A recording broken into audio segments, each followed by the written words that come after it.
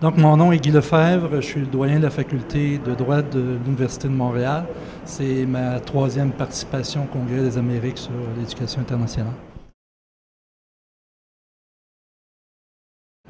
Pour moi, je pense que c'est un lieu où on peut échanger, mais en même temps, je dirais, sans essayer de trouver un modèle uniforme, en respectant les diversités culturelles et aussi les diversités linguistiques.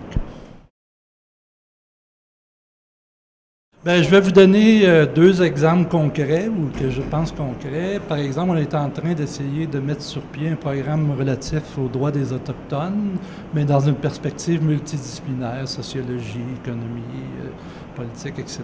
Et je pense qu'on partage des problèmes similaires, que ce soit au Brésil, au Pérou, à l'Équateur, au Canada, et ainsi de suite. Et si on étudie ensemble qu'est-ce qu'on peut faire pour les Autochtones, qu'on compare nos modèles, mais je pense qu'on peut arriver ultimement à des choses concrètes.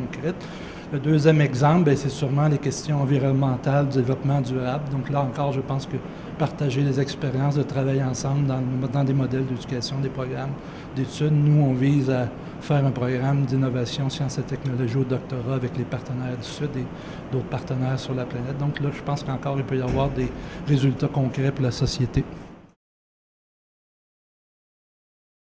Je dirais, on passe de plus en plus vers un modèle bilatéral, vers un modèle multilatéral. C'est notre cas. Nous, on a fait beaucoup de choses, des programmes d'échange ou de coopération avec des universités.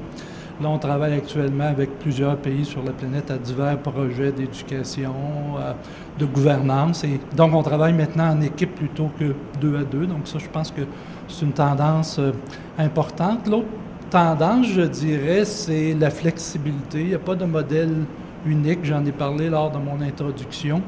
Et je pense qu'il faut être flexible, il faut saisir les opportunités et il faut que les universités suivent cette mouvance-là de flexibilité et donc de permettre des réalisations concrètes dans des délais raisonnables.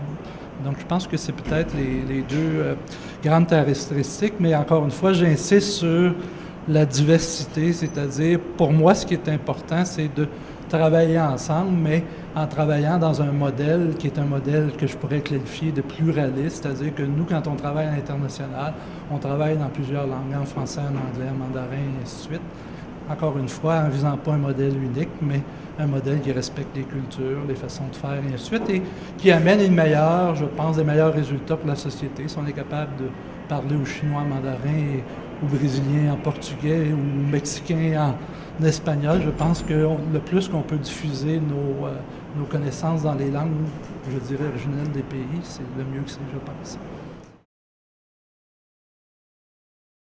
Il faut de plus en plus travailler sur des modèles multilatéraux plutôt que bilatéraux. Donc, pour moi, c'est ça la grande tendance, c'est-à-dire de joindre un petit peu les divers continents, les personnes qui travaillent dans divers endroits sur la planète, qui ont différents points de vue.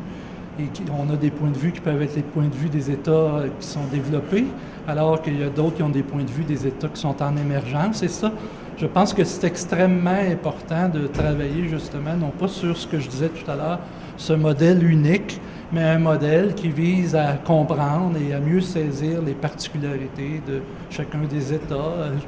Je donnerai une simple illustration. Pour un État très développé, évidemment, on peut dire que la pollution, c'est quelque chose qu'on doit vaincre et ainsi de suite, mais pour des États en émergence, ils partagent, je pense, le même point de vue, mais en même temps, nous, on a pollué pendant des années, des années, des années, et eux, ils veulent se développer. Donc, comment on peut faire atterrir l'ensemble des pays ensemble vers un modèle unique? C'est justement, encore une fois, vers une collaboration qui est une collaboration globale plutôt que bilatérale, et où tous les États sont présents et non pas uniquement un certain nombre d'États.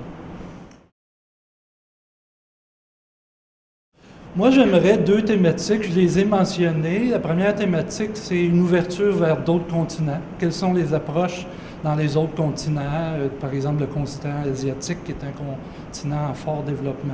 Qu'est-ce qu'ils sont en train de faire d'un point de vue de l'éducation supérieure? Est-ce qu'on ne peut pas travailler justement avec eux? Je donne une conférence cet après-midi. Un des sujets ou une des thématiques, c'est comment on peut travailler le Canada, l'Asie, par exemple, et les pays des Amériques ensemble pour faire des projets de recherche qui vont, encore une fois, ou d'éducation qui vont servir à la société. Le deuxième élément, je l'ai aussi mentionné, c'est comment peut-on travailler ensemble et quelles sont les expériences, les modèles dans le cadre de diversité culturelle et linguistique, parce qu'encore une fois, c'est important pour moi, ma faculté, de travailler ensemble dans le respect, encore une fois, de tous les points de vue des cultures. Et voilà.